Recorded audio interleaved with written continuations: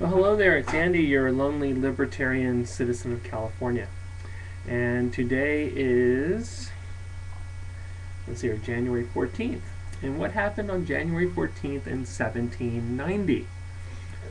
Well, our first Treasury Secretary, Alexander Hamilton, submitted the first report to Congress of the public debt. So we have been in debt since 1790. Very few years have we been out of debt as a country. Unfortunately, we may be at the end of our rope. There is very little that we can do to stop this snowballing deficit, national debt caused by annual deficits. DemCat has a nice little report out there today about the national debt and deficits, and we are running what, $1.5 trillion. Now, since this debacle began officially, or what we call the recession, they're saying 2007 it began, and now we are into 25 to 26 months of recession. We have run up about $3 trillion in debt. The Federal Reserve, for the last year, we had about 1.5 trillion in debt. They have officially taken on about 1.5 trillion of total bond debt that they have, which is federal debt. And basically, how are they making payment for that debt? Well, they're just printing the money out of thin air.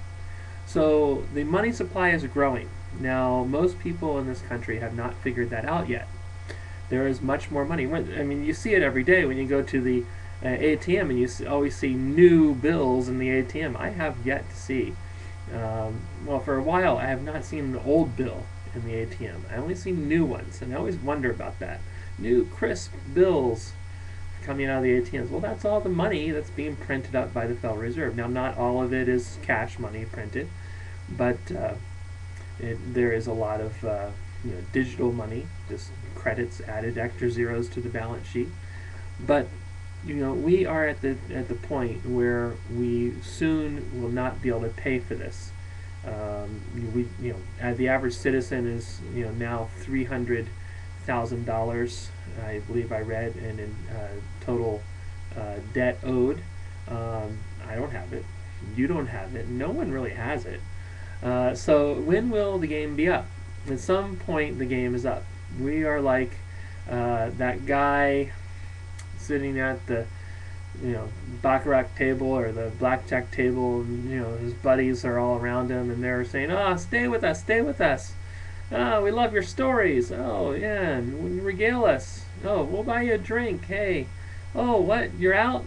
You've lost most of your money? That's okay. Here, take a few chips from us. Come on, stick around, stick around. Oh, but their chips are also down. Oh, man. Well, guess what's happening? Soon they'll be saying, man, I really love you, pal, but we can't loan you any more money. We're just out. We need to make some money. And that's what Americans need to do. They need to get back to making money. That means making things that you can sell. Now, recently there was a little graph. Maybe some people saw it on Big Glenn Beck. I saw it somewhere else.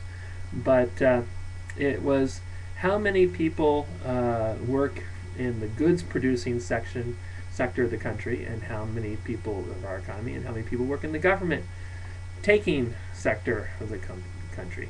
And in the last 2 years, it's flip-flop. Suddenly there are more people working in government, as state, local, federal, the military, than people actually making things, producing things that we can sell for a profit.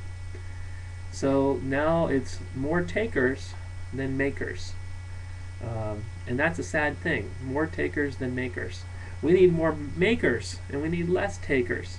And that's the only way you can turn things around. I mean, you need a growing tax base in order to pay down this debt. Unfortunately, no one seems to see that. What they're doing is they're just squeezing more blood out of the turnip. And we were all little turnips. Like I said in one of my other videos, we were all slaves to this system. We need to break free. And how are we going to do it? Well, the only way to break free from this is that we must resist. We must resist all payments to the federal government. We must resist any demands that they have of us. And we must demand back that they represent us correctly. I mean, that's the only way you can do it. You must demand it.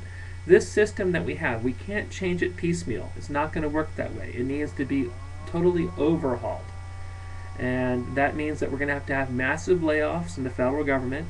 We're going to have complete shutdowns of um, certain uh, federal departments, and that's the only way it can change. It can possibly change. We need to remake the whole system. So until that time happens, I suggest, if you believe as I do, don't pay your taxes. Just refuse to do it, and maybe they'll get the message. That's it for now. And I'll leave you with a neat book that I found today in my collections called On This Day in America. That's where I got that little quote about 1790, because that actually did happen. January 14, 1790, the first account of the public debt.